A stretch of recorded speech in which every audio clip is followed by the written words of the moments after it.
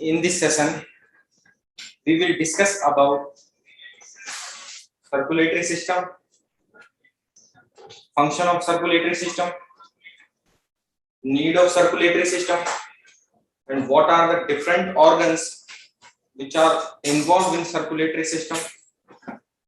Next, we will talk about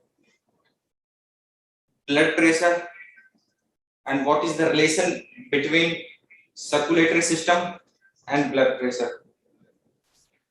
तो one by one हम इनके बारे में बात करेंगे। सबसे पहले बात करते हैं सर्कुलेटरी सिस्टम के बारे में।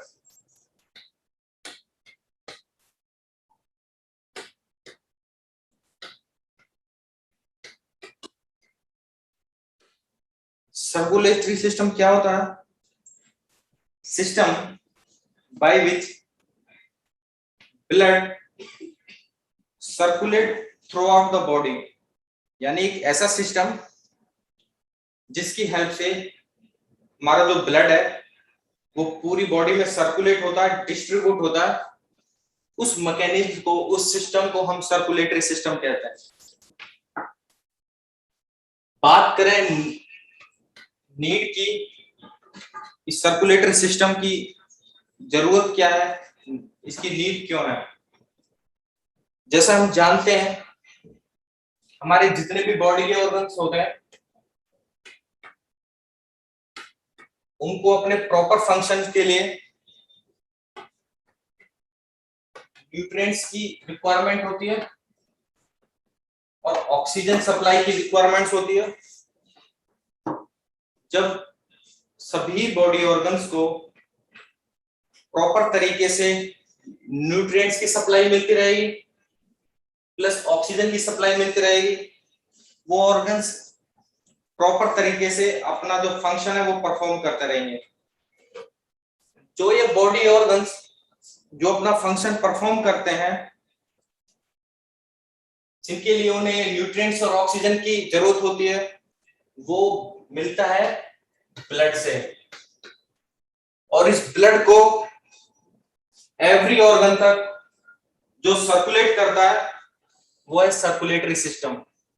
तो एक तरीके से हम कह सकते हैं जो सर्कुलेटरी सिस्टम है वो एक ट्रांसपोर्ट सिस्टम है हमारी बॉडी का।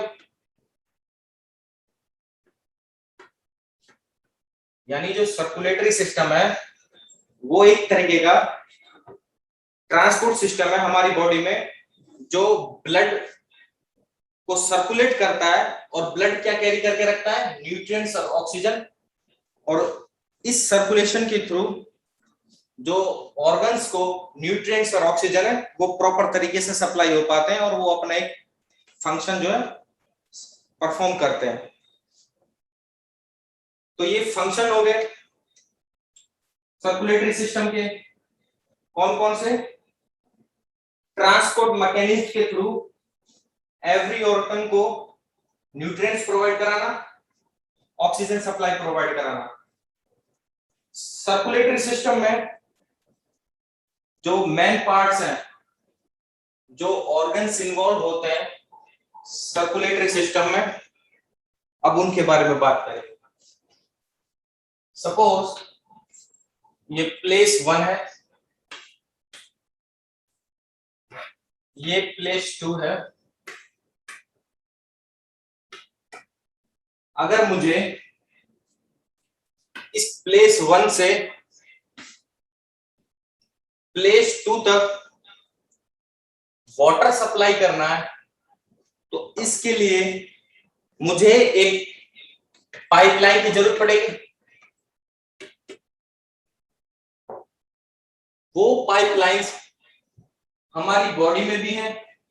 हमारी बॉडी में उनको बोलते हैं आर्टरीज और वेन्स।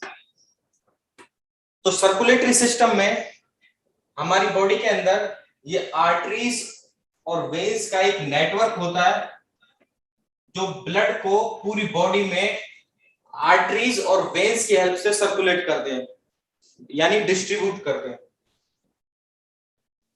अगर ये प्लेस 2 थोड़ा हाइट पे हो तब क्या कंडीशन होगी, हम मान लेते हैं ये प्लेस 2 ये प्लेस 1 के कंपैरिजन में थोड़ा हाइट पे है। अब हमें प्लेस 1 से प्लेस 2 तक वाटर सप्लाई करना है, तो उसके लिए हमें एक इंस्ट्रूमेंट की जरूरत पड़ेगी। वो इंस्ट्रूमेंट क्या हो सकता है हमारा, पंप या फिर मोटर। तो ठीक इसी प्रकार से जो हमारी बॉडी है, कुछ ऊपर वाले जो पोर्शन है बॉडी का और जो नीचे वाले पोर्शन है, सफिशिएंट अमाउंट में जितने ऑर्गन्स को जितने अमाउंट में ब्लड सप्लाई की रिक्वायरमेंट होती है, उसको डिस्ट्रीब्यूट करने के लिए हमारी बॉडी में भी एक पंप होता है। वो पंप क्या है, हार्ट। तो हार्ट क्या है, पंपिंग सिस्टम है हमारी बॉडी में, जो पूरी बॉडी में ब्लड को सर्कुलेट करेगा, उसको डिस्ट्रीब्यूट करेगा। इतना समझ में आया? Yes sir. बिठा दें? हाँ जी सर। ओके। अभी बात कर रहे थे सर्कुलेटरी सिस्टम के बारे में। तो सर्कुलेटरी सिस्टम हमारा 2 टाइप्स का होता है, एक पल्मोनरी सर्कुलेशन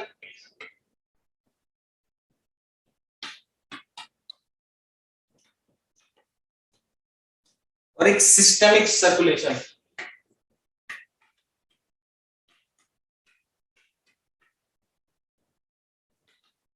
ये 2 टाइप्स के सर्कुलेशन हमारी बॉडी में होते हैं। पल्मोनरी सर्कुलेशन वो होता है जब हार्ट ब्लड को पंप करेगा तो वो ब्लड लंग्स तक जाता है, और वो ब्लड कौन सा होता है, डीऑक्सीजनेटेड, यानी ऑक्सीजन की जो कंसंट्रेशन होती है वो बहुत कम होती है। वो जाएगा लंग्स तक, लंग्स में इनका गैसेस एक्सचेंज होगा। तो ये इस तरह का सर्कुलेशन जो हार्ट से होते हुए लंग्स तक जाए और डीऑक्सीजनेटेड ब्लड कन्वर्ट हो जाए ऑक्सीजनेटेड ब्लड में, उस सर्कुलेशन को कहते हैं पल्मोनरी सर्कुलेशन।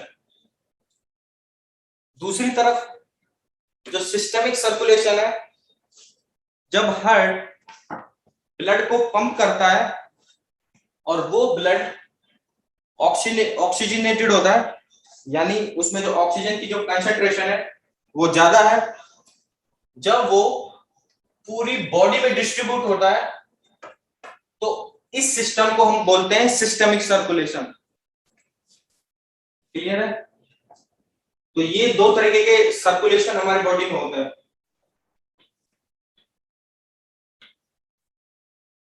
अब बात करते हैं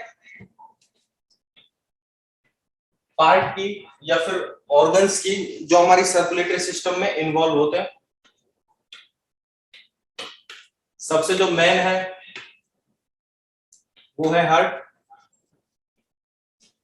ये एक पंपिंग मशीन है जो ब्लड को पंप करेगा। अब ब्लड हमने पंप कर दिया, उसको दूसरे जगह तक जाने के लिए, डिस्ट्रीब्यूट होने के लिए एक पाइपलाइन की जरूरत होगी। वो पाइपलाइन क्या होती है, आर्टरीज। आर्टरीज कुछ फाइन ब्रांचेस भी होती है जो ब्लड को फिर से बॉडी से कलेक्ट करके हार्ट तक ले जाती हैं, उनको बोलते हैं वेन्स।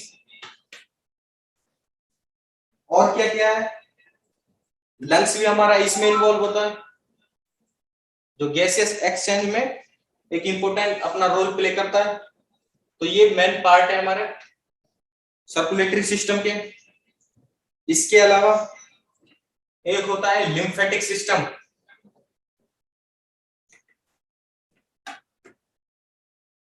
हमारी बॉडी में ब्लड जो फ्लूइड पार्ट है उसका ही एक अल्टरनेटिव फ्लूइड होता है जो कलरलेस होता है, उसको बोलते हैं लिम्फ। लिम्फ जिस सिस्टम से सर्कुलेट होता है बॉडी के अंदर, उस सिस्टम को बोलते हैं लिम्फेटिक सिस्टम्स। यहां तक क्लियर है? Yes sir. अब बात करेंगे हार्ट की। जैसा कि हम जानते हैं, जो हार्ट है वो क्या करेगा, पंप करेगा ब्लड को। यानी जो फर्स्ट इसका फंक्शन है, pump the blood to the body. ये मेन फंक्शन है हार्ट का। Heart basically hollow muscular organ होता है, जिसके अपने 4 चैम्बर होते हैं। वो उसके बारे में हम आगे बात करेंगे। दूसरा, हार्ट 4 चैम्बर में जो डिवाइड होता है, जो ऊपर के 2 चैम्बर होते हैं उसको बोलते हैं right atrium and left atrium, और जो नीचे के 2 चैम्बर होते हैं वो राइट वेंट्रिकल और लेफ्ट वेंट्रिकल। तो अभी हार्ट के जो स्ट्रक्चर है उसको इंटरप्रेट करते हैं।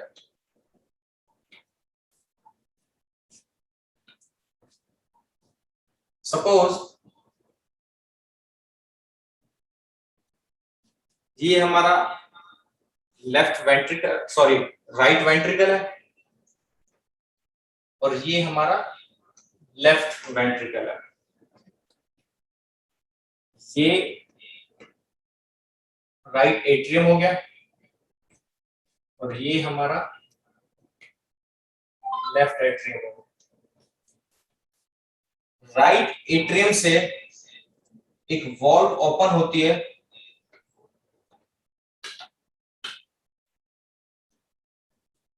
ये हमारा अपर वाला जो पोर्शन है वो राइट एट्रियम है, और जो लोअर वाला है वो राइट वेंट्रिकल।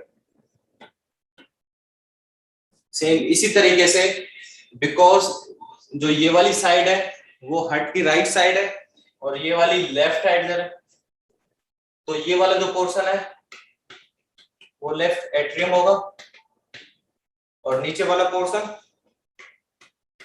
लेफ्ट वेंट्रिकल होगा। पूरी बॉडी से जब ब्लड सर्कुलेट होकर जब वो एवरी ऑर्गन तक पहुंचेगा, और कैपिलरीज के थ्रू प्रत्येक जो ऑर्गन्स है उसको ब्लड सप्लाई होगी। फिर उसके बाद हमारा जो ब्लड है वो कलेक्ट होना स्टार्ट हो जाता है, और वेन्स के थ्रू, वो कौन सी वेन्स है, superior vena cava and inferior vena cava से राइट एट्रियम में इंटर करता है। तो हमारी जो राइट एट्रियम में जो ब्लड इंटर करेगा वो कहां से आएगा, सुपेरियर वेना केवा से एंड इंफीरियर वेना केवा से। तो अभी उनको बनाते हैं हम। जो राइट एट्रियम है, जहां पे ट्राइकस्पिड वॉल है, इस पोर्शन के साइड से एक वॉल्व होती है जिसको बोलते हैं हम पल्मोनरी वॉल्व।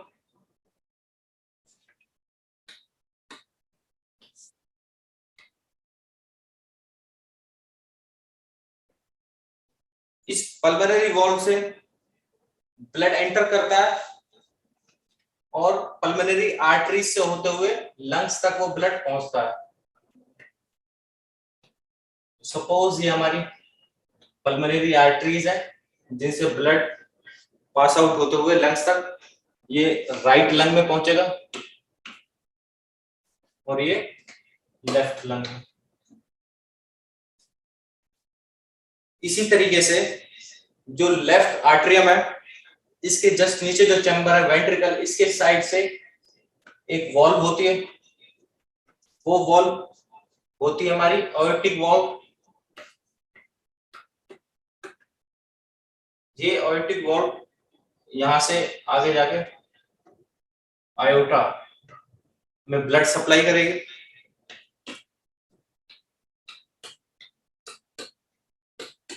इस एओर्टा के इस पार्ट को बोलते हैं असेंडिंग एओर्टा।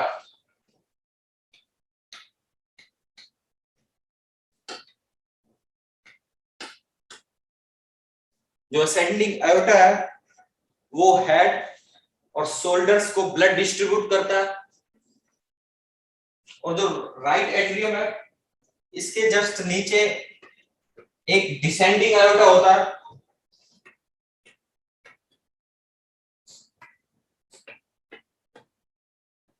वो बॉडी के लोअर पोर्शन है उसको ब्लड डिस्ट्रीब्यूट करेगा। राइट एट्रियम के ऊपर सुपीरियर वेना केवा होती है और इसके नीचे पोर्शन पे इंफीरियर वेना केवा होती है। ये जो है हमारी इंफीरियर वेना केवा, और जो ऊपर वाले पोर्शन पे, अपर पोर्शन पे, ये सुपीरियर वेना केवा।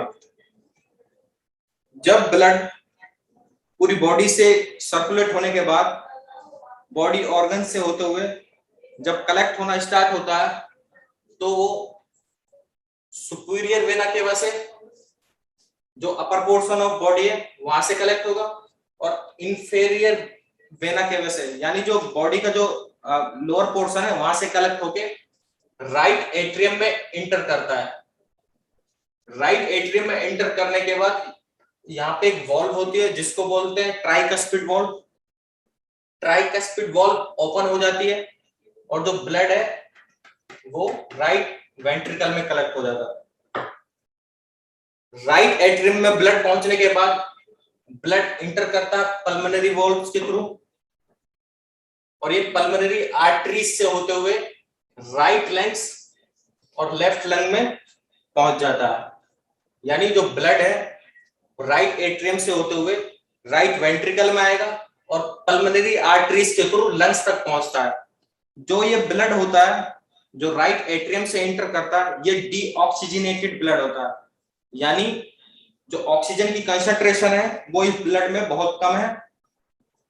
लंग्स में पहुंचने के बाद वहां पे गैसेस एक्सचेंज होते हैं और जो डीऑक्सीजनेटेड ब्लड है वो ऑक्सीजनेटेड ब्लड में कन्वर्ट होता है।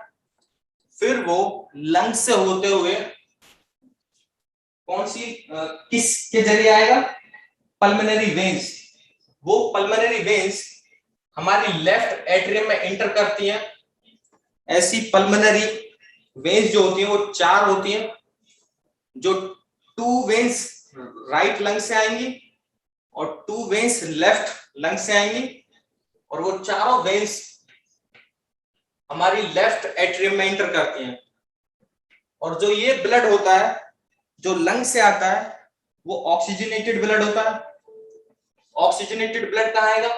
लेफ्ट एट्रियम में। लेफ्ट एट्रियम के बाद ये कहां पे आएगा?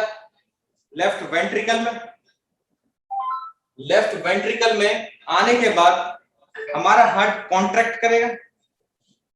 कॉन्ट्रैक्ट करने के बाद इसमें प्रेशर जनरेट होता है, और वो प्रेशर जनरेट होता है वो हार्ट की वॉल्व की हेल्प से होता है। उसके बारे में अभी आगे बात करेंगे। जो ये ब्लड लेफ्ट वेंट्रिकल में एंटर हुआ है ये आयोटिक वॉल्व से होते हुए, जो ये हमारी वॉल्व है ये आयोटिक वॉल्व है। आयोटिक वॉल्व से होते आयोटा में जाता है, आयोटा में असेंडिंग आयोटा में, और नीचे जाता है डिसेंडिंग आयोटा में। ऊपर जो पोर्शन है असेंडिंग आयोटा ये हेड और शोल्डर्स को ब्लड को डिस्ट्रीब्यूट करेगा, और डिसेंडिंग आयोटा है जो lower portion of the body है उसको ब्लड डिस्ट्रीब्यूट करेगा। ये तो बात हो गई हार्ट और उसके चैम्बर्स की।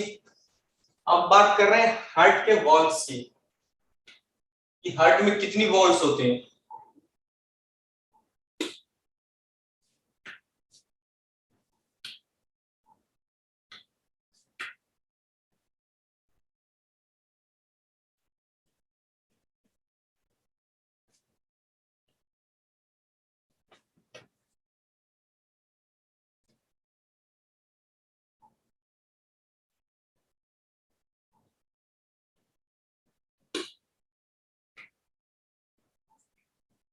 जो हमारी हार्ट की वॉल्व्स होती हैं वो लेफ्ट वेंट्रिकल से ज्यादा थिक होती हैं as compare to right ventricle.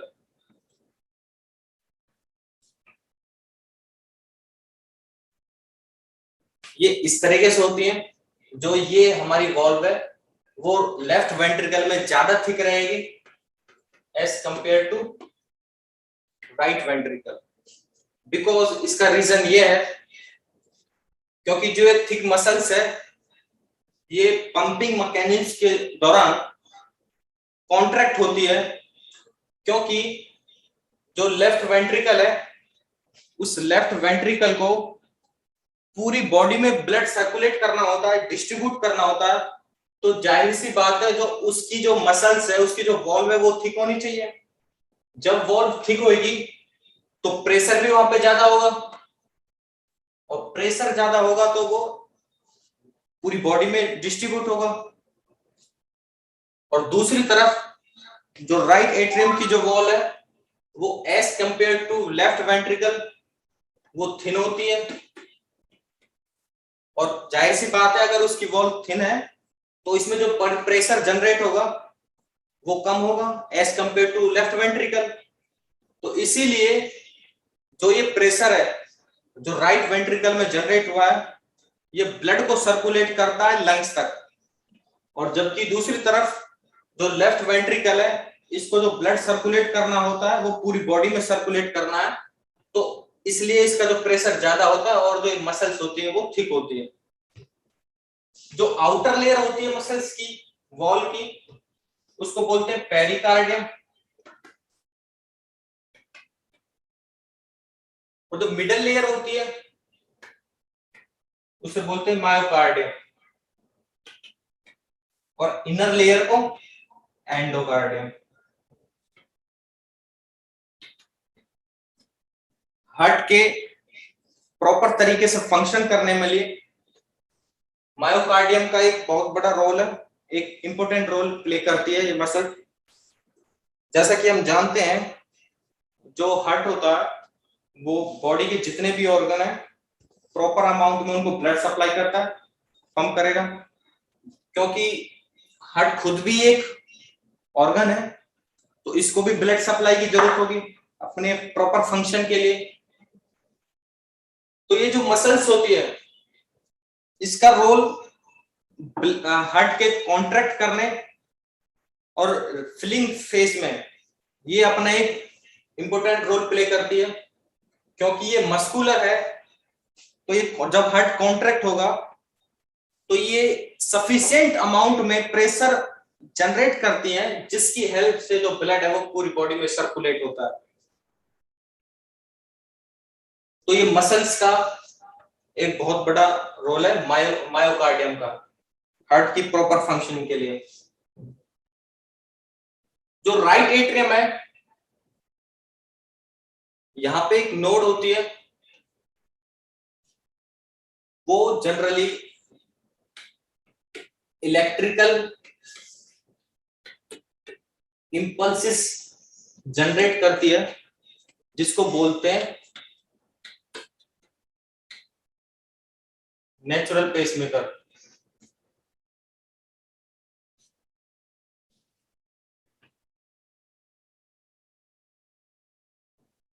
जो इलेक्ट्रिकल इंपल्स जनरेट करती है नेचुरल पेसमेकर। जब ये मेम्ब्रेन जो राइट एट्रियम की है जब ये किसी भी तरीके से अपना प्रॉपर तरीके से फंक्शन नहीं कर पाती है तो ये पेस मेकर इंपल्सिस जनरेट करना बंद कर देता है। तब उस कंडीशन में हम आर्टिफिशियल पेस मेकर लगाते हैं। तो यहां तक समझ आया, यहां तक क्लियर है, आगे चले। Yes, sir.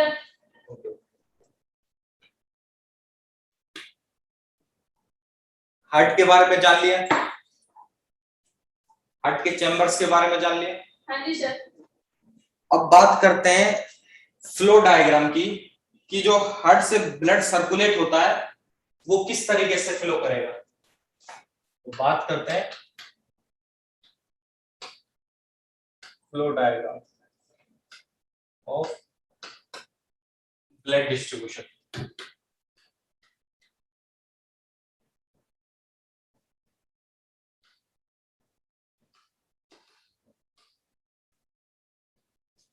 हार्ट में जो राइट एट्रियम होता है उसके अपर पोर्शन पर होती है सुपेरियर वेना केवा, एंड नीचे पोर्शन पे निचले वाले सिरे पे जो राइट वेंट्रिकल है उसके नीचे होती है इंफीरियर वेना केवा। जो ब्लड है वो पूरी बॉडी से कलेक्ट होगा, किसके थ्रू?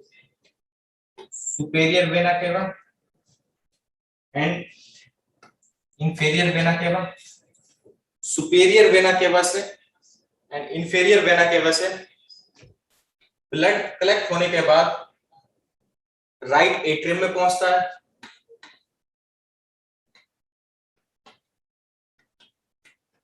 राइट एट्रियम में पहुंचेगा। राइट एट्रियम में एक वॉल्व होती है ट्राइकस्पिड वॉल्व, वो ट्राइकस्पिड वॉल्व ओपन हो जाएगी,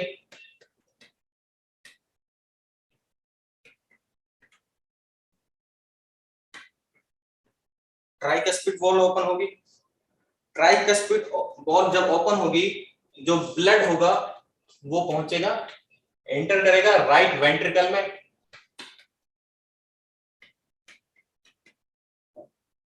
राइट वेंट्रिकल में पहुंचने के बाद एक वॉल्व होती है पल्मोनरी वॉल्व,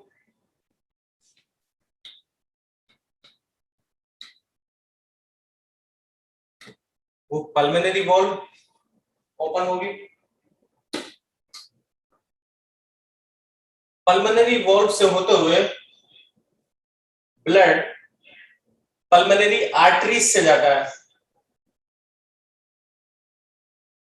कहां जाएगा ब्लड? Pulmonary arteries.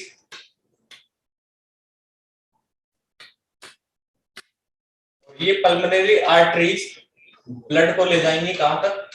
लंग्स तक।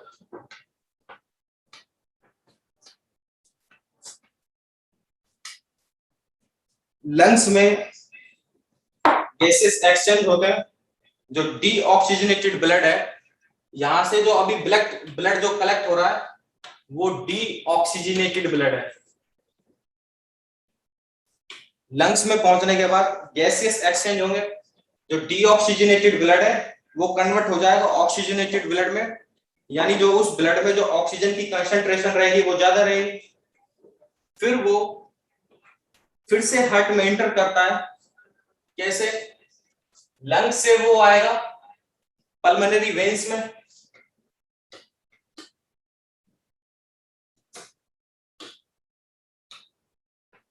पल्मोनरी वेन से वो हार्ट के लेफ्ट एट्रियम में एंटर करते हैं।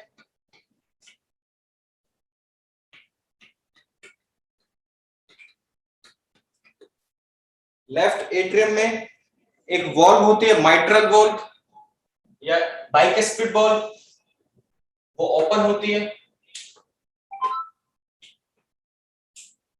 जब माइट्रल वॉल्व ओपन होगी तो ब्लड इंटर करता है लेफ्ट वेंट्रिकल में,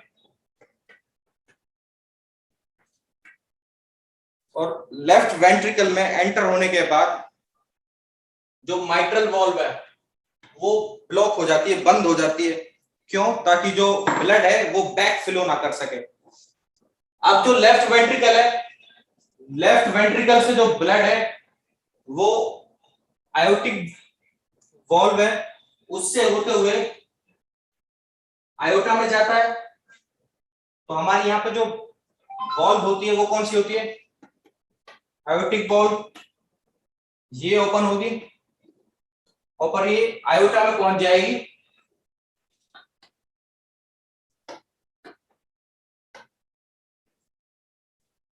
जिसे हम बोलते हैं ऊपर पोर्शन पे असेंडिंग आयोटा, और जो नीचे लोअर होती है उसको बोलते हैं डिसेंडिंग आयोटा। असेंडिंग आयोटा से जो ब्लड है ऑक्सीजनेटेड ब्लड वो हेड और शोल्डर को डिस्ट्रीब्यूट कर दिया जाता है, और जो इंफीरियर जो नीचे है डिसेंडिंग आयोटा उससे जो लोअर पोर्शन ऑफ बॉडी है वो ब्लड सप्लाई कर दिया जाता है, डिस्ट्रीब्यूट किया जाता है। इसके बाद एवरी ऑर्गन तक पहुंचने के बाद ब्लड कैपिलरीज होती हैं, जो एवरी ऑर्गन तक ब्लड की सप्लाई करती है, जो ब्लड न्यूट्रिएंट्स और ऑक्सीजन को कैरी करके रखता है, वो फिर से कलेक्ट होना स्टार्ट हो जाता है superior vena cava, inferior vena cava से, और फिर ये हार्ट में एंटर करता है। तो ये साइकिल इस तरीके से चलती रहती है।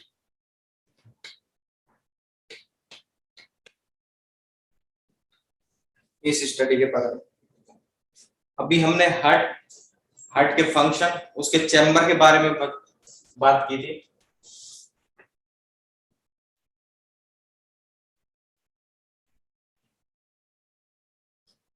सपोज ये हमारा राइट एट्रियम,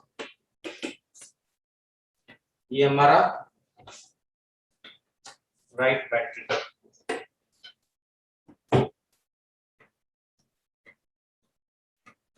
ये हमारा लेफ्ट एट्रियम, लेफ्ट वेंट्रिकल। हमने इनके चैम्बर्स के बारे में ये right atrium, right ventricle, left atrium, left ventricle के बारे में बात की। केस स्टडी में हम हार्ट की वॉल्व्स के बारे में बात करेंगे।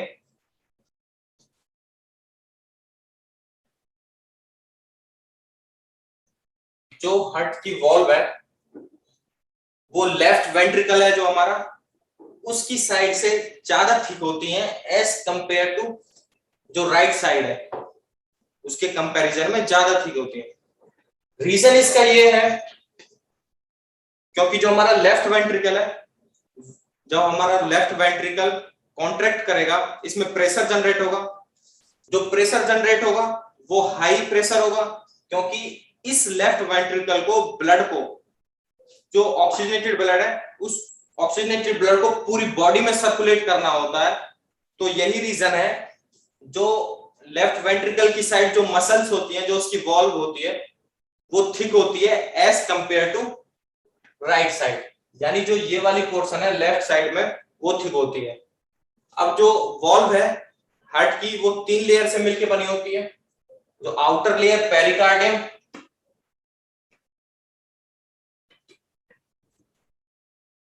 जो मिडल लेयर है ये वाला पोर्शन मायोकार्डियम,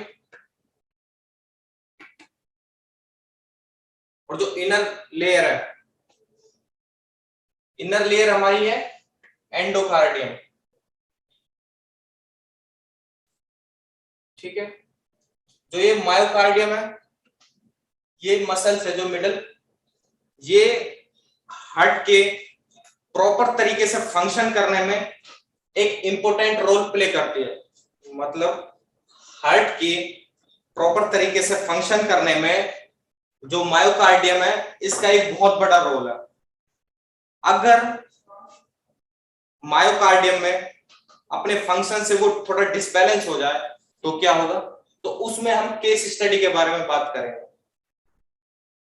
जो मायोकार्डियम है, जो जो हार्ट है, वो एवरी ऑर्गन को पंपिंग मैकेनिज्म के थ्रू ऑक्सीजनेटेड ब्लड प्रोवाइड करा रहा है। बिकॉज क्योंकि जो हार्ट है ये खुद भी तो एक ऑर्गन है, तो इसको भी ब्लड की जरूरत है।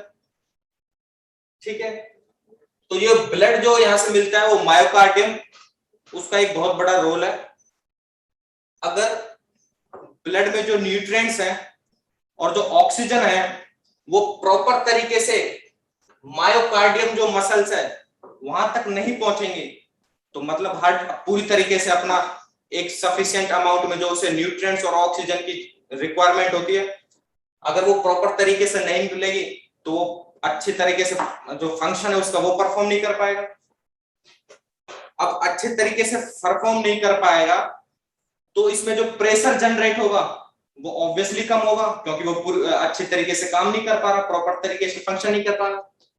जो ये प्रेशर जनरेट होगा वो इतना कम होगा, जो लेफ्ट वेंट्रिकल से ब्लड सप्लाई होगा वो पूरी बॉडी में सर्कुलेट ही नहीं हो पाएगा। अगर इस वाले पोर्शन में लेफ्ट वेंट्रिकल में जो प्रेशर जनरेट होता है वो किसकी हेल्प से होता है, इन मसल्स की, मायोकार्डियम की हेल्प से। अगर ये मसल्स को रिक्वायर अमाउंट में न्यूट्रिएंट्स और ऑक्सीजन नहीं मिल पाएंगे तो अपना पूरी तरीके से फंक्शन नहीं करेगी। जब ये मसल पूरी तरीके से फंक्शन नहीं करेगी तो लेफ्ट वेंट्रिकल भी पूरी तरीके से अपना फंक्शन परफॉर्म नहीं कर पाएगा। जब ये पूरी तरीके से परफॉर्म नहीं कर पाएगा, जो ब्लड है वो पूरी बॉडी में सर्कुलेट नहीं हो जाएगा। तो इस तरीके से जो कंडीशन जनरेट होती है वो इन्वॉल्व होती है हार्ट डिसीज में। फर्स्ट कंडीशन है हमारी इस्केमिक हार्ट डिजीज,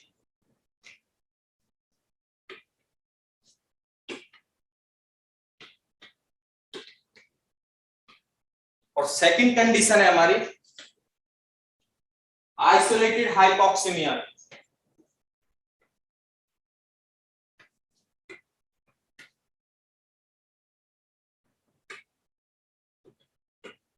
यहां तक समझ में आया? जी सर। जब हमारी जो मायोकार्डियम है वो प्रॉपर तरीके से फंक्शन नहीं कर पाएगी, उसको न्यूट्रिएंट्स और ऑक्सीजन नहीं मिल पाएंगे, तो उसका डायरेक्ट इफेक्ट लेफ्ट वेंट्रिकल पे पड़ेगा। लेफ्ट वेंट्रिकल उतना प्रेशर जनरेट नहीं कर पाएगा जिससे ब्लड है, कौन सा ब्लड, ऑक्सीजनेटेड ब्लड, जो ऑक्सीजनेटेड ब्लड है वो पूरी बॉडी में सर्कुलेट नहीं हो पाएगा।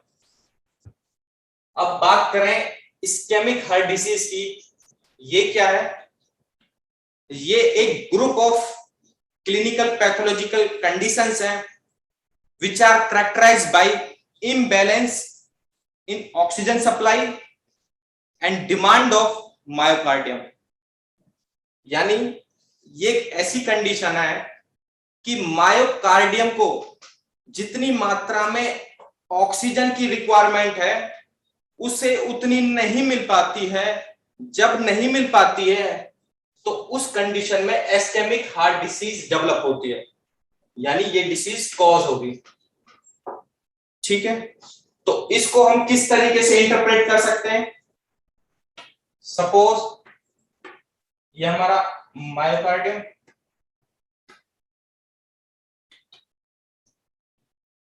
अगर मायोकार्डियम को किन चीजों की रिक्वायरमेंट है? ऑक्सीजन सप्लाई प्लस न्यूट्रिएंट्स, ये सप्लाई होगी और ये होगी demand, O2 oxygen and nutrient demand. ये किसकी सप्लाई और डिमांड है? मायोकार्डियम की। मायोकार्डियम जितनी ऑक्सीजन और जितनी रिक्वायरमेंट न्यूट्रिएंट की होगी और उतनी ही सप्लाई होती है, उतनी ही मात्रा में जितनी रिक्वायरमेंट है और उतनी ही कंसंट्रेशन में ऑक्सीजन और न्यूट्रिएंट सप्लाई होते रहेंगे, मायोकार्डियम प्रॉपर तरीके से फंक्शन करता रहेगा। लेकिन एक कंडीशन ये है, ऑक्सीजन एंड न्यूट्रिएंट की सप्लाई डिक्रीज हो जाए। जब ये ऑक्सीजन की सप्लाई और न्यूट्रिएंट की जो सप्लाई है वो डिक्रीज होगी तो ऑटोमेटिक ऑक्सीजन एंड न्यूट्रिएंट की डिमांड बढ़ेगी।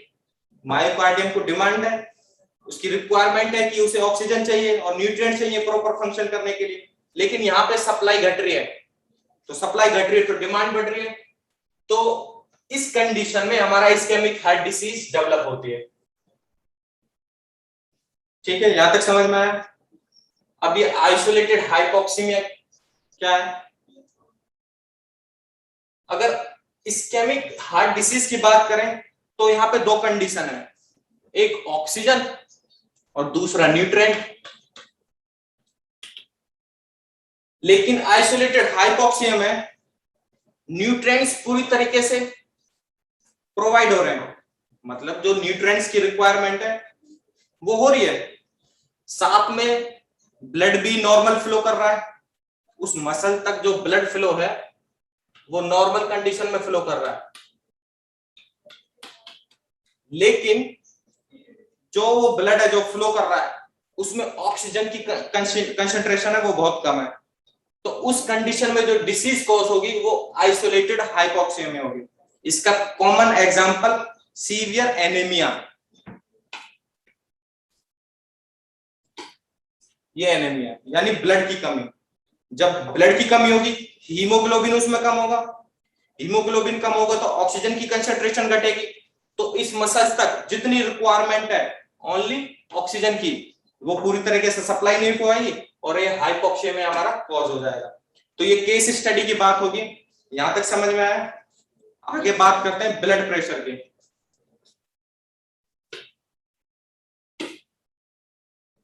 अब जो बात करेंगे ब्लड प्रेशर की बात करेंगे, क्योंकि सर्कुलेटरी सिस्टम में इसका भी एक अपना बहुत बड़ा रोल है।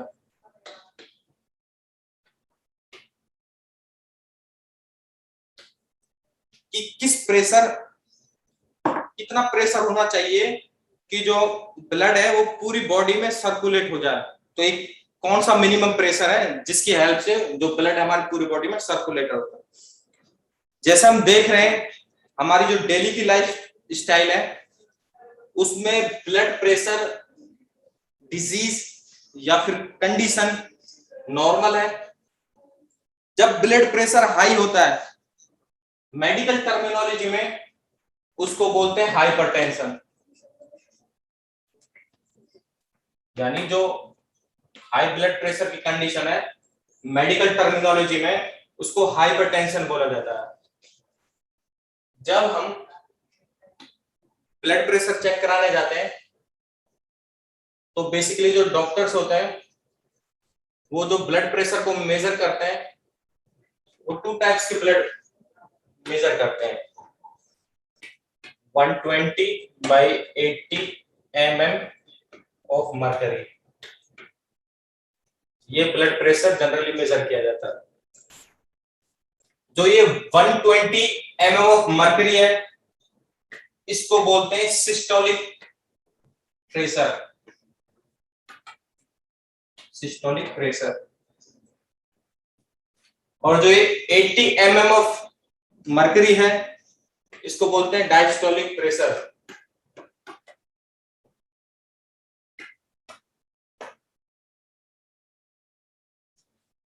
इस 120 प्रेशर और 80 mm ऑफ मर्करी में जो प्रेशर है इन दोनों का जो बीच का डिफरेंस है वो है 40 mm ऑफ मर्करी।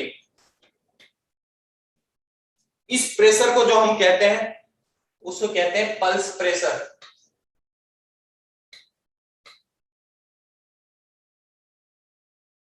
ये हमारे प्रेशर है जो जनरली मेजर किए जाते हैं जब हम बीपी यानी ब्लड प्रेशर जब चेक कराने जाते हैं। जो 2 टाइप के जो है pressure 120/80 mm of mercury record होते हैं। ये मैं क्यों बता रहा हूं, इसका सीधा संबंध जो है, जो सीधा रिलेशन है, डायरेक्ट रिलेशन सर्कुलेटरी सिस्टम से, वो अभी देखते हैं।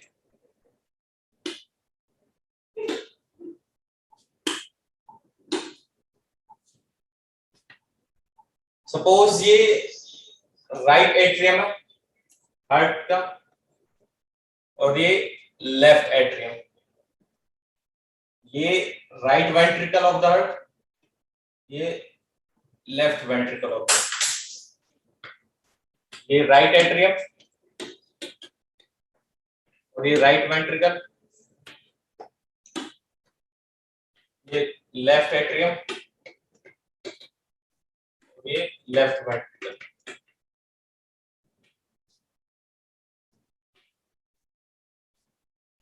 राइट एट्रियम में हमारी पूरी बॉडी से ब्लड इंटर करेगा। ब्लड इंटर करने के बाद राइट वेंट्रिकल में आए और राइट वेंट्रिकल से वो सप्लाई हो जाता है किसको?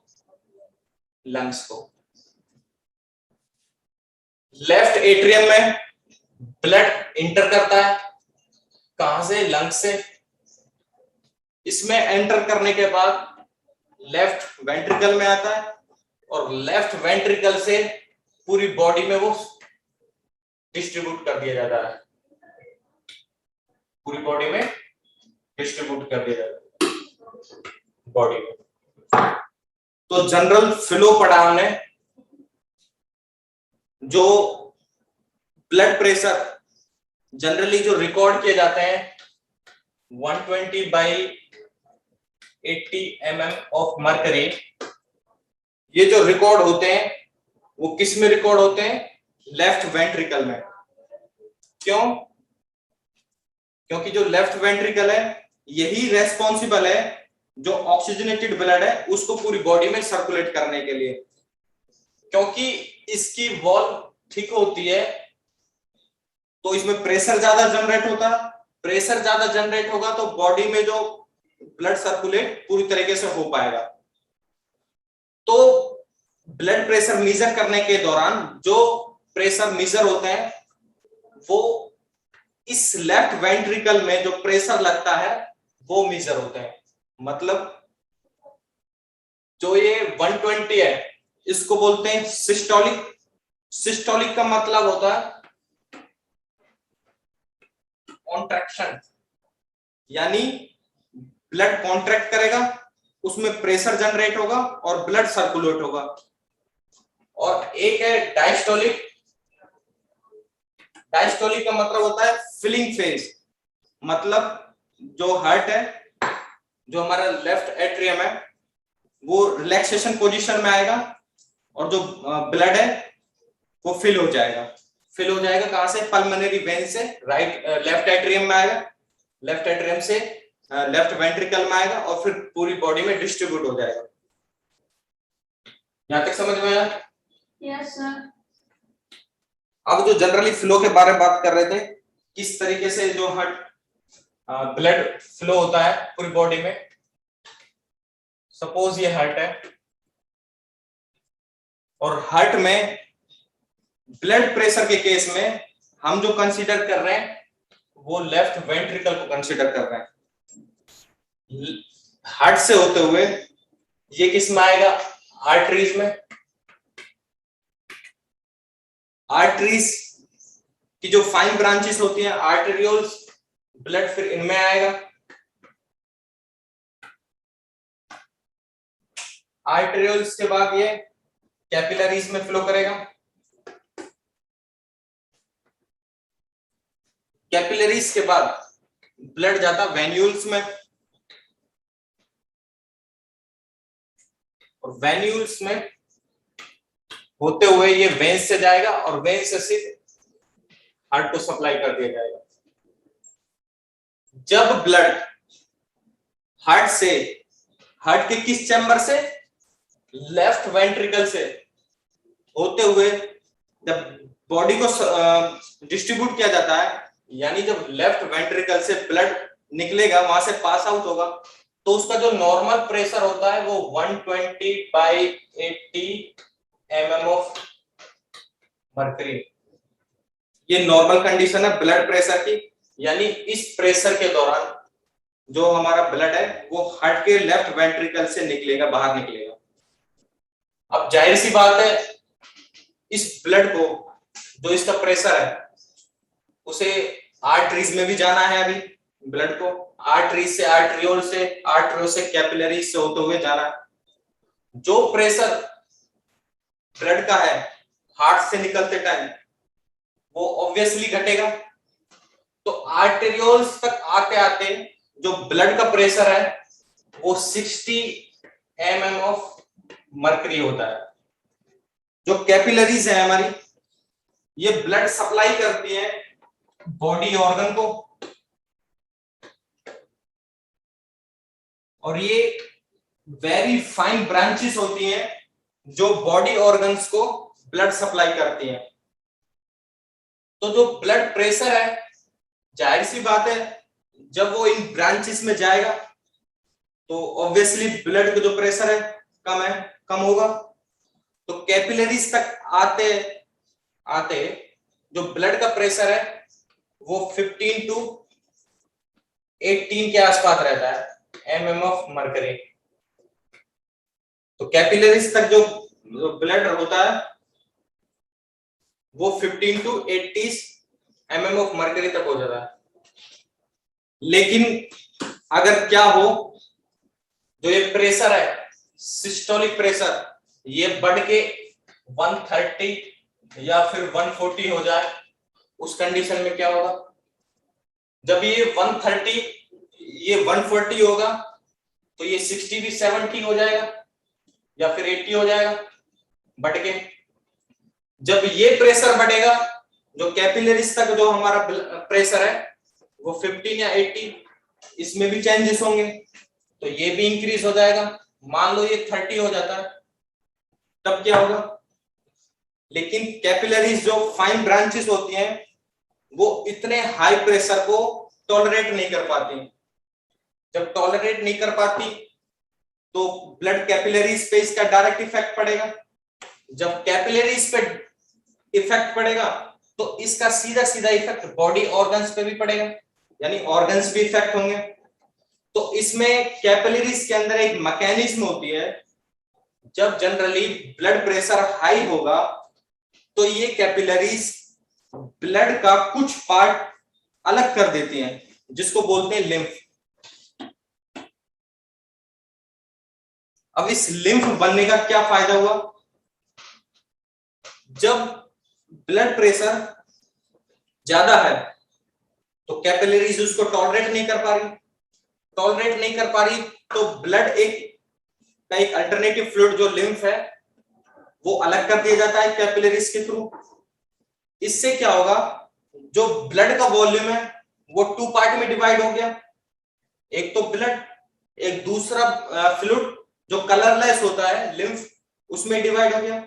यानी इस तरफ हमारा ब्लड फ्लो कर रहा है और इस तरफ हमारा लिम्फ, ये वाला। तो इससे क्या हो गया? जो हमारा ब्लड का जो वॉल्यूम है वो 2 पार्ट्स में डिवाइड हो गया। 2 पार्ट्स में डिवाइड होने का फायदा ये हुआ, जो वॉल्यूम डिवाइड हुआ उससे जो प्रेशर है वो भी डिवाइड हो गया, यानी कैपिलरीज पे जो प्रेशर हुआ वो कम हो गया। अब कैपिलरीज पे जो प्रेशर पड़ेगा वो इतना होगा कि कैपिलरीज अपना फंक्शन जो परफॉर्म कर सकती है। ये जो लिम्फ है ये तो बन गया, लेकिन हार्ट से जितने अमाउंट में ब्लड आ रहा है वो यहां से उतने अमाउंट में नहीं पहुंच रहा। ब्लड का जितना वॉल्यूम लेफ्ट वेंट्रिकल से निकला, लेफ्ट वेंट्रिकल से होते हुए जब वो ब्लड कैपिलरीज में आएगा, कैपिलरीज उस ब्लड के वॉल्यूम को 2 पार्ट्स में डिवाइड कर देती हैं, एक लिम्फ में और एक ब्लड में। लेकिन यहां से जब उसका वॉल्यूम डिवाइड हुआ है, यहाँ पे तो ब्लड का जो वॉल्यूम है वो कम हो गया, यानी लेफ्ट वेंट्रिकल से जो ब्लड निकल रहा है और जो वेन्स के थ्रू जो ब्लड जाएगा उसका वॉल्यूम कम होगा। तो इससे सीधा इफेक्ट किस पे पड़ेगा? हार्ट पे पड़ेगा।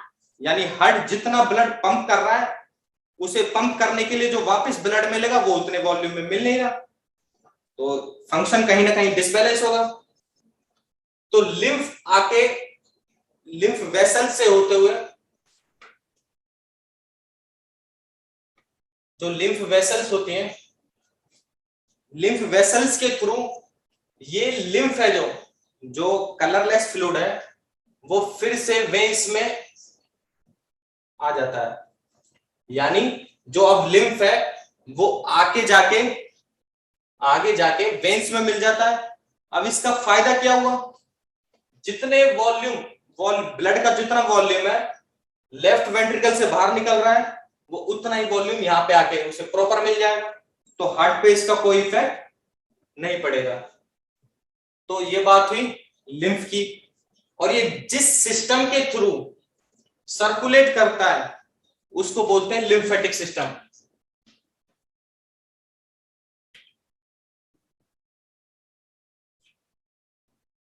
अब ये बात होगी ब्लड प्रेशर किस तरीके से हेल्प करता है ब्लड को सर्कुलेट होने में। अगर यहाँ पे 2 कंडीशन हो सकती है, या तो ये 120 वाला बढ़ जाए, 130 हो जाए और 140 हो जाए, और इसके रेस्पेक्ट में जो डायस्टोलिक प्रेशर है ये ना बढ़े। एक कंडीशन तो ये है। सपोज देखिए यहां तक तो समझ में आ गया ना? हाँ जी सर। ये जो हमारा 120/80 mm ऑफ मर्करी है, इसमें 2 कंडीशन है हमारे पास। पहली कंडीशन, ये जो 120 प्रेशर है ये इंक्रीज हो जाए और इसके रेस्पेक्ट में जो 80 वाला जो डायस्टोलिक प्रेशर है वो ना बढ़े,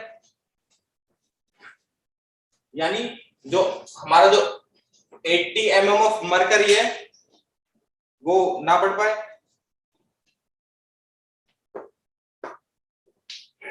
एक कंडीशन तो हमारे पास ये हो गई। दूसरी कंडीशन क्या हो सकती है, अगर 80 वाला इंक्रीज होता है, यानी 80 वाला जो प्रेशर इंक्रीज होता है, अगर ये इंक्रीज होता है तो इसके रेस्पेक्ट में 120 यानी सिस्टोलिक प्रेशर को इंक्रीज होने पड़ेगा।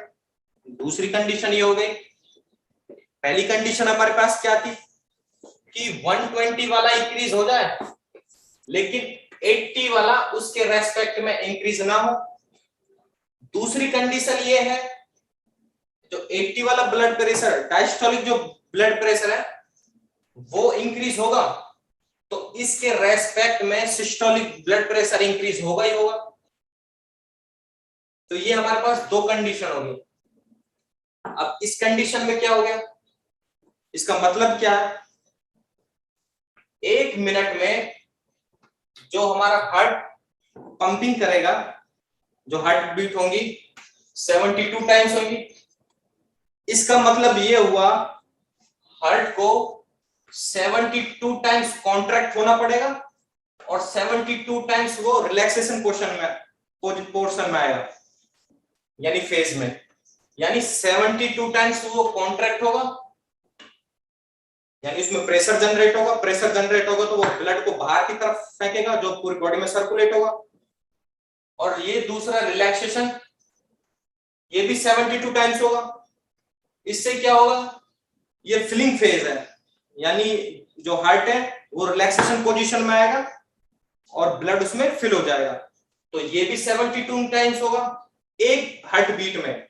यानी एक हार्ट बीट जब होगी 1 मिनट के अंदर, जैसे 1 मिनट में जैसे हमारे 70 हार्ट बीट होती है, तो एक हार्ट बीट में एक बार वो कॉन्ट्रैक्ट होगा और एक बार वो रिलैक्सेशन कंडीशन में आएगा। लेकिन 1 मिनट में वो 72 टाइम्स एवरेज जो उसकी हार्ट बीट है 1 मिनट में 72 टाइम्स, तो 72 टाइम्स ही कॉन्ट्रैक्ट होगा और 72 टाइम्स ही रिलैक्सेशन पोजीशन में आएगा। यहां तक क्लियर? Yes sir. दूसरी कंडीशन हमारे पास क्या हो सकती है, दूसरी कंडीशन जैसे हमारा जो 120/80 mm ऑफ मर्करी जो ब्लड प्रेशर है, फर्स्ट वाली कंडीशन में जो हमारा 120 mm था वो बढ़ रहा था और उसके रेस्पेक्ट में ये प्रेशर नहीं बढ़ रहा था। दूसरी कंडीशन में हमारा 80 वाला बढ़ रहा है और इसके रेस्पेक्ट में 120 वाले को बढ़ना ही पड़ेगा। क्यों बढ़ना पड़ेगा, क्यों, इन दोनों का जो डिफरेंस होता है वो होता है 40 mm ऑफ मर्करी, जिसे पल्स प्रेशर कहते हैं। तो इसको तो ऑटोमेटिक बढ़ना ही पड़ेगा। यहां तक बात समझ में आई? Yes sir. ओके। अगर कंडीशन ये हो, ये तो होगी ब्लड प्रेशर के बारे में। अब इसके क्योर करने के बारे में बात करेंगे कि फर्स्ट एड जिसको बोलते हैं। अगर किसी को ब्लड प्रेशर है, हाई ब्लड प्रेशर है, तो फर्स्ट एड किस तरीके से दी जाएगी। जब ब्लड प्रेशर हमारा इंक्रीज होगा, यानी जो 120 है वो इंक्रीज होगा,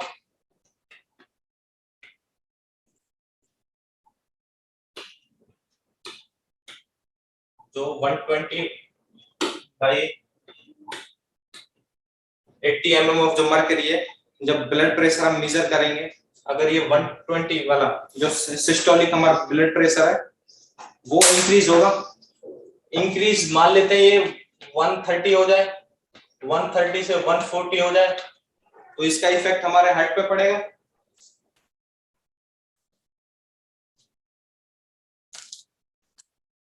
इसका सीधा इफेक्ट किस पे पड़ेगा, हमारे हार्ट पे पड़ेगा। तो इससे फर्स्ट एड दिलाने के लिए, एक टेम्परेरी रिलीफ मिलने के लिए क्या है, जो हाई ब्लड प्रेशर होता है उससे इंस्टेंट टेम्परेरी रिलीफ मिल जाए तो उसके लिए हम कुछ ड्रग्स का यूज करते हैं, उनको बोलते हैं डाईयूरेटिक ड्रग्स। अब डाईयूरेटिक ड्रग्स क्या होती हैं? ये प्रमोट करती हैं मोर यूरिन फॉर्मेशन को, क्योंकि हम जानते हैं जो एवरेज ब्लड का जो अमाउंट होता है वो 5 to 6 लीटर मेल्स में और 4.5 to 5 लीटर के समथिंग ये फीमेल में होता है। अगर मान लो ये ब्लड का जो वॉल्यूम है वो इंक्रीज हो जाए, 6.5 हो जाए, 7 हो जाए, ब्लड का वॉल्यूम बढ़ गया। ब्लड का वॉल्यूम बढ़ गया, जो हार्ट है उसको ज्यादा मेहनत करनी पड़ेगी इसको पंप करने के लिए। पंप करने पड़ेगा तो प्रेशर भी ज्यादा लगाना पड़ेगा, ज्यादा प्रेशर लगाना पड़ेगा तो प्रेशर हमारा इंक्रीज होगा, तो ये हाइपरटेंशन की कंडीशन हो जाएगी। इतनी बात समझ में आई? Yes sir. लेकिन इसका सीधा सीधा संबंध किससे? ब्लड प्रेशर से। लेकिन अगर हम मोर यूरिन फॉर्मेशन कर दें तो ब्लड का वॉल्यूम घट जाएगा, यूरिन बनेगा तो ब्लड का वॉल्यूम घट जाएगा, और जब ब्लड का वॉल्यूम घटेगा तो प्रेशर भी हमारा डिक्रीज हो जाएगा। तो जिनको हाई ब्लड प्रेशर की शिकायत रहती है उनको जो ड्रग्स यूज की जाती हैं वो डाईयूरेटिक ड्रग्स होती है। इतनी बात समझ में आई? Yes sir. अब बात करते हैं दूसरे प्रेशर के बारे में। वो कौन सा है? Low pressure.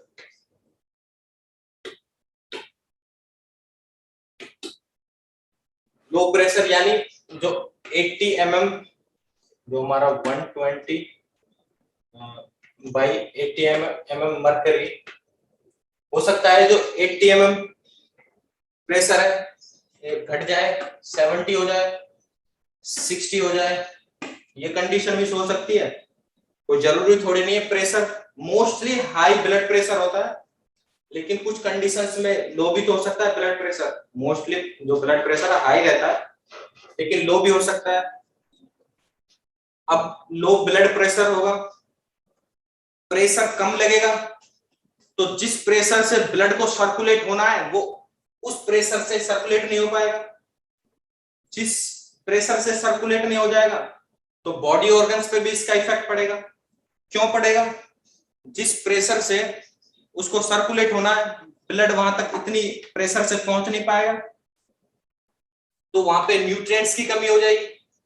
न्यूट्रिएंट्स उस प्रॉपर पार्टिकुलेट बॉडी ऑर्गन तक नहीं पहुंच पाएंगे। इसके साथ साथ ऑक्सीजन सप्लाई में भी कुछ कमी आएगी। तो हमेशा ये देखा जाता है जो लो ब्लड प्रेशर है वो as compare to high blood pressure के ज्यादा डेंजरस होता है, ज्यादा हार्मफुल होता है। ये बात होगी ब्लड प्रेशर की।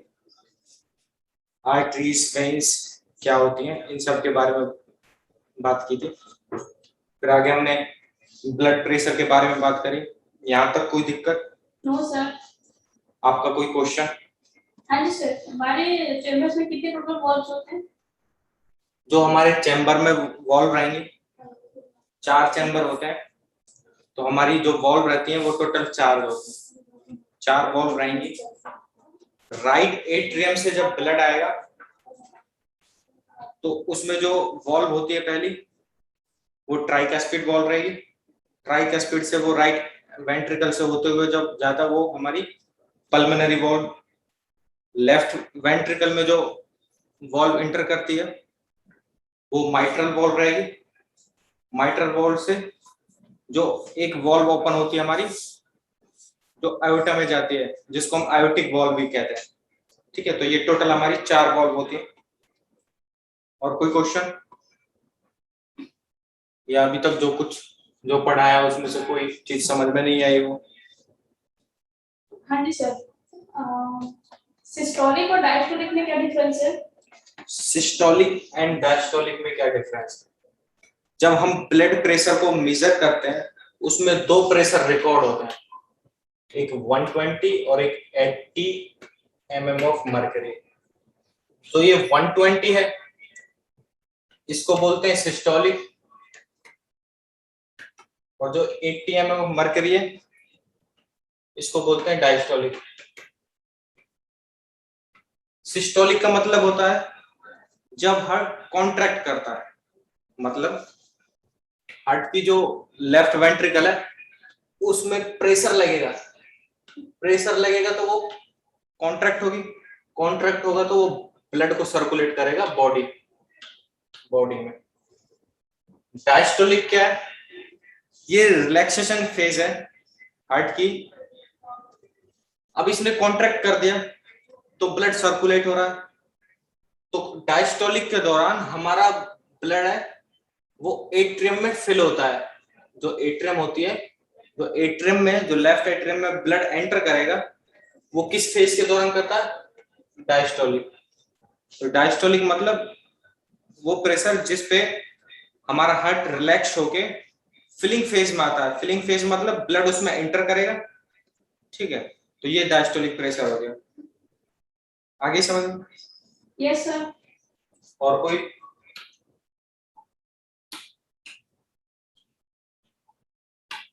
और कोई क्वेश्चन? हाँ जी सर। कितने टाइप के ब्लड वेसल्स आपने बताया थे, एक बार आप थोड़ा सा दोबारा एक्सप्लेन कर देंगे? जनरल ओवरव्यू देखें हम तो सबसे पहले जो ब्लड हमारी बॉडी से एंटर करेगा ये होता है सुपेरियर वेना केवा, दूसरा इंफीरियर वेना केवा। इन दोनों से ब्लड कहां पे एंटर करेगा? राइट एट्रियम में।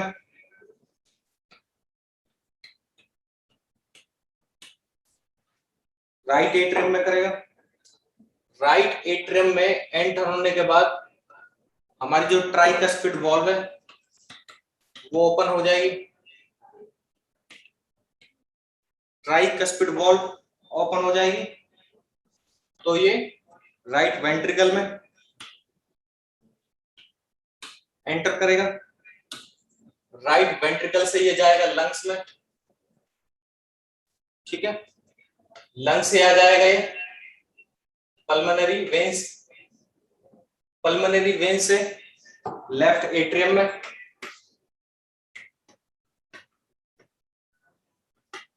लेफ्ट एट्रियम से लेफ्ट वेंट्रिकल,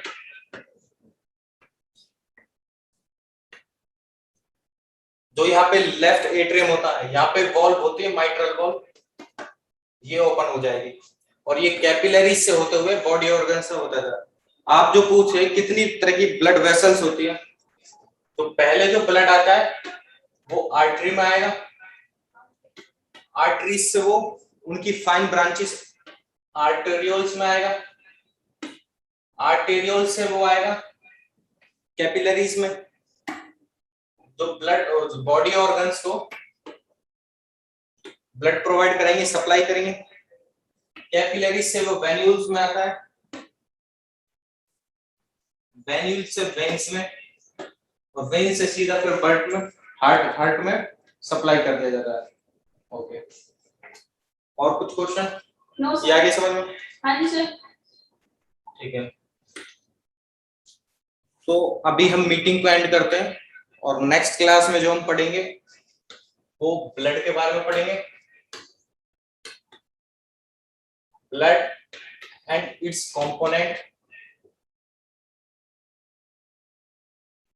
इसके बारे में हम नेक्स्ट लेक्चर में बात करें।